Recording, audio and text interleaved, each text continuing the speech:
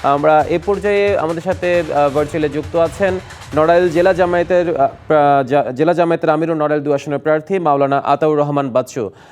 মাওলানা আতাউর রহমান বাচ্চু, আপনাকে স্বাগত মধুমতি ব্যাংক লোট্টু পার্লামেন্টে। জি, আসসালামু আলাইকুম রহমতুল্লাহ। ওয়ালাইকুম আসসালাম। আপনার কাছে প্রথমেই যে বিষয়টি জানতে চাই সেটি হচ্ছে নির্বাচন ফেব্রুয়ারিতে হচ্ছে, তারিখও হয়ে গেছে। সবকিছু মিলিয়ে আপনাদের দীর্ঘ সময়ের যে জোট সঙ্গে বিএনপি, তাদের সাথে একটা মানে প্রতিদিনেই আমরা কোনো না কোনোভাবে নির্বাচনী মাঠে আপনাদের মধ্যে একটা বিপরীতমুখী পরিস্থিতি তৈরি হয়েছে। বিশাল প্রত্যাশার চাপ আছে, চ্যালেঞ্জ আছে। সবকিছু মিলিয়ে কি মনে হচ্ছে নির্বাচনী মাঠে আপনাদের অবস্থানটা কি এখন নড়াইলে? জি, আপনাকে ধন্যবাদ। শুরুতে একটা সংশোধনী দিয়ে নিই। আমি মাওলানা না, আমি অনার্স মাস্টার্স পাস, মাদ্রাসায় ব্যাকগ্রাউন্ড আমার নাই। আমরা আন্তরিকভাবে দুঃখিত, আমরা নামটি সংশোধন করে নিচ্ছি আতাউর রহমান বাচ্চু। জি জি। এখন আমি যে বিষয়টি একটু বলতে চাই, আপনি যে প্রশ্নটি করেছেন এই প্রশ্নের আলোকে যে চ্যালেঞ্জটা কি, এখানে বিএনপি আছে, অন্যান্য দল আছে, এটা নিয়ে আসলে আমরা কোনো চ্যালেঞ্জ মনে করি না।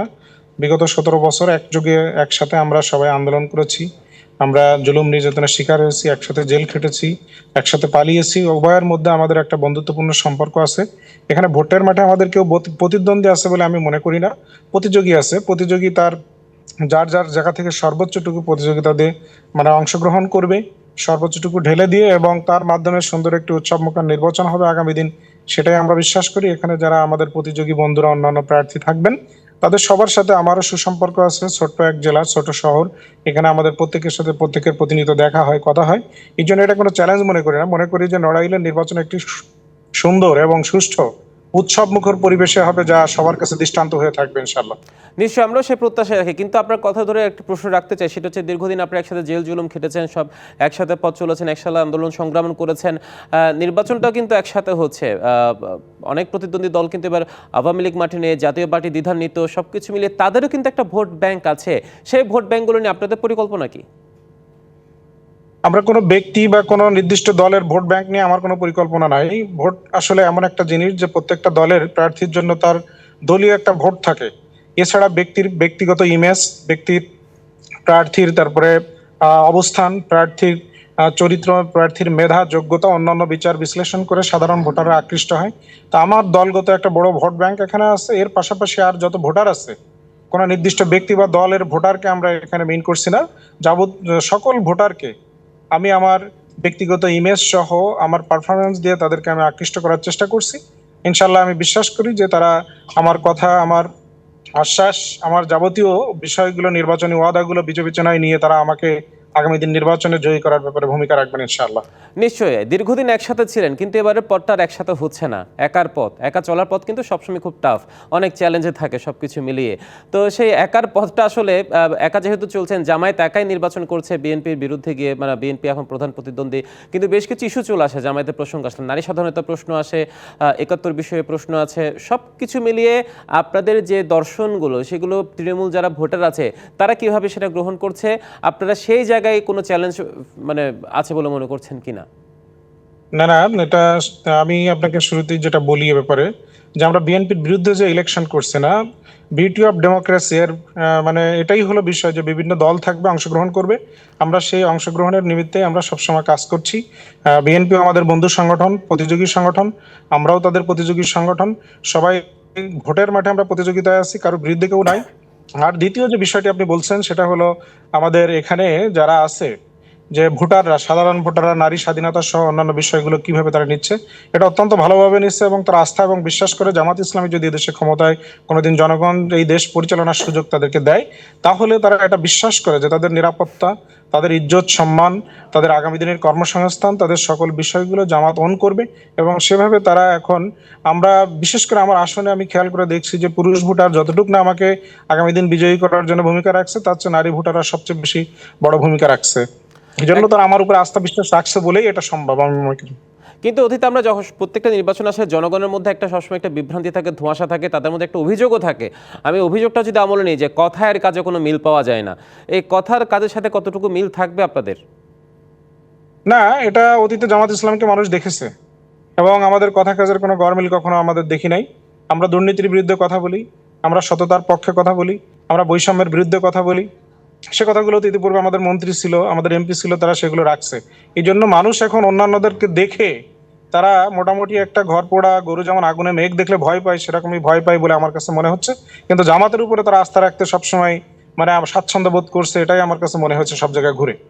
নিশ্চয়ই আমরা শুরুতে যেমন বিগত দিনগুলো নির্বাচনী পরিসংখ্যান দেখাচ্ছিলাম 1991, 96, 2001, 2008, সেখানে কিন্তু জামাতের খুব একটা যে অবস্থান আছে সেটা আমরা আসলে দ্ব্যর্থকণ্ঠে বলতে পারছি না। আপনারা বলছেন কিন্তু এবারে নির্বাচনী প্রেক্ষাপট কিন্তু ভিন্ন ভিন্ন প্রেক্ষাপটে নির্বাচনটা হচ্ছে এবং দীর্ঘদিন পর আপনারা মাঠে বেশ ঢাকঢোল পিটিয়ে কিন্তু প্রচারণা চালাতে পারছেন, যেটা অতীতে কিন্তু সম্ভব ছিল না নানা কারণে, রাজনৈতিক কারণে। সেই জায়গায় আপনারা কোনো সুবিধা পাচ্ছেন কি? কি মনে হচ্ছে আপনাদের আসলে মাঠ কতটা আপনাদের অতীতের নিয়ন্ত্রণে আছে? হ্যাঁ দিদি, অতীতের ভোটের যে বিশ্লেষণ আপনি করেছেন, এখানে বিএনপি এবং জামাতের ভোট প্রায় সমান সমান থাকে। 91 ইলেকশনটা সেরকমই বলে। 96 ইলেকশনে সারা দেশে জামাতের ভোট অনেকাংশে কমে গিয়েছিল, কিন্তু নড়াইল 2 আসনের ক্ষেত্রে তার ব্যতিক্রম ছিল। 91-তে যে ভোট পেয়েছিল জামাত এখানে, সেখান থেকে মাত্র 6 বা 6,500 মতো ভোট এখানে কম পেয়েছিল 96-তে এসে। আমরা 22,000 প্লাস ভোট সেখানে সম্ভবত পেয়েছিলাম, আমার যতটুকু মনে পড়ে। যদি সেটা আমার ঠিক থাকে, তা সেই সময় 96 সালে 22,000 ভোট পাওয়া মানে জামাত ইসলামের জন্য এটা কম ব্যাপার নয়। কিন্তু জামাত সেখানে এই আসনে দীর্ঘকাল, বিশেষ করে আমি আমার ছাত্র জীবন শেষ করে আমি সেন্ট্রালি শিবিরের দায়িত্ব পালন করেছি, খুলনা মহানগর শিবিরের সভাপতি ছিলাম। শেষ করে এসে যখন আমি 2013 সালে এখানে জামাত ইসলামীতে যোগদান করি, আমার বাড়িতে ফিরে আসি, তখন দেখা যায় যে এখানে জামাত ইসলামীর যে সাংগঠনিক মজবুতি ছিল এখন তার থেকে অনেক বেশি মজবুতি। এবং নড়াইল জেলাটা এমন একটা সংগঠন যে আমির জামাতের পক্ষ থেকে সেখানে উনি নিজেই স্বীকৃতি দিয়েছেন, সভা সমাবেশে বলেছেন যে নড়াইল সবচেয়ে এক নম্বর গতিশীল সংগঠন এখন সারা দেশের ভিতরে। সে বিবেচনায় আমাদের এখন মজবুত সংগঠন আছে, ভোট ব্যাংক আছে, এবং বিগত 13 সাল থেকে শুরু করে আমরা এত পরিমাণে সামাজিক কল্যাণমূলক কাজ, আমাদের হামলা মামলা জুলুম নির্যাতন সব শেষেও মানুষের পাশে দাঁড়ানোর চেষ্টা করেছি। এর জন্য এখন সাধারণ মানুষ আমাদেরকে অন করে, সাধারণ মানুষ আমাদেরকে ভালোবাসে। পাশাপাশি আমরা আমাদের সংগঠনকেও তৃণমূল পর্যন্ত, গ্রাম পর্যন্ত ছড়িয়ে ছিটে দিয়েছি। এখানে আমাদের কোনো বিভক্তি নেই, কোনো গ্রুপিং নেই, কোনো লবিং নেই, যে কারণে আমরা এটা দৃঢ়ভাবে বিশ্বাস করি নড়াইল এখন ভোটের রাজনীতিতে জামাত ইসলামের সবচেয়ে বড় ফ্যাক্ট বলে জনগণ এটা মনে করে। আপনারা ইনশাআল্লাহ জামায়াত সেক্ষেত্রে ভালো। ইসলামী একটা নির্দিষ্ট ধর্মের দর্শন নিয়ে আপনারা রাজনীতি করছেন, সেই দর্শনকে এগিয়ে নিয়ে আপনারা রাজনীতি রাখছেন। সেই জায়গায় আপনারা এই প্রথমবারের মতো ভিন্ন ধর্মাবলম্বী যারা আছে তাদেরকে আপনারা ইনক্লুড করেছেন আপনাদের রাজনীতিতে, অমুসলিম শাখা করেছেন, যেটি নিয়ে বেশ আলোচনা সমালোচনা জন্ম দিয়েছে।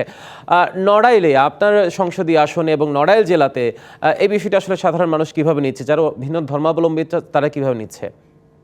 সাধারণ মানুষ এটা খুব ভালোভাবে নিচ্ছে, এবং তারা দেখছে যে যাদের এটা বুঝ আছে যে ইসলামে কখনো রাষ্ট্রের ব্যবস্থাপনার প্রশ্নে কখনো কোনো নির্দিষ্ট ব্যক্তি বা ধর্মের উপরে নির্ভর করে না। ইসলাম রাষ্ট্রীয় ব্যবস্থাপনায় সকলকে এখানে সম্পৃক্ত করতে চাই, যেটা রাসূল আকরাম সাল্লাল্লাহু আলাইহি ওয়াসাল্লামের সময় থেকে দেখা যায়। খোলাফায়ে রাশিদিন ওমর রাদিয়াল্লাহু তাআলা আনহুর সময় দেখা গিয়েছে যে বিভিন্ন আপনার গভর্নর বিভিন্ন প্রদেশে সেখানে অমুসলিমদেরকে তিনি নিয়োগ দিয়েছিলেন। এবং সেই চিন্তাটা, সেই বিষয়টাকে যখন মানুষ যারা এটা বুঝে তারা এটাকে আরো সুন্দরভাবে নিচ্ছে না। জামাত এতদিন একটা নির্দিষ্ট গণ্ডের মধ্যে ছিল, সংকীর্ণতার মধ্যে ছিল। জামাত এখন একটা জায়গায় ফিরে আসছে যেখানে যারা সবাইকে এখানে অন করে এবং সবাইকে নিয়ে রাজনীতি করতে চাই। এটা সাধারণ মানুষ, বুদ্ধিজীবী শ্রেণী মহল, তারা এটা খুব ভালোভাবে নিয়েছে। আর বিশেষ করে যারা আমাদের অমুসলিম সম্প্রদায়, বিশেষ করে হিন্দু সম্প্রদায়ের একটা বড় ভোট ব্যাংক এখানে আছে, তারা তো এটাকে খুব, অনেকের সাথে আমি কথা বলে দেখেছি, তারা এটাকে একটা উৎসবে পরিণত করেছে। তাদের অনেকের কাছে মনে হয়েছে যে না, জামাত যে আজকে আমাদেরকে নিয়েও ভাবে বা সবাইকে নিয়ে চিন্তা করে একসাথে দেশ গড়তে চাই, আমাদের যে স্লোগান চলো একসাথে করি বাংলাদেশ, সেটা নিয়ে আমরা এখন এগিয়ে যাচ্ছি। সেটার সাথে কথা এবং কাজের মিল আছে বলেই তারা মনে করছে। নিশ্চয়ই সেই কথার কাজের মিল আমরা নির্বাচনী মাঠেও দেখতে চাই, নির্বাচনের মাঠের পরবর্তীতেও আমরা সেই মিলটা আসলে খুঁজে পেতে চাই। আপনার জন্য শুভকামনা। ধন্যবাদ আপনাকে মধুমতি ব্যাঙ্গালোর টু পার্লামেন্টে যুক্ত হওয়ার জন্য। জি ধন্যবাদ আপনাকে সহ সকল দর্শক শ্রোতাকে ধন্যবাদ। তো আচ্ছা, আসসালামু আলাইকুম রহমতুল্লাহ।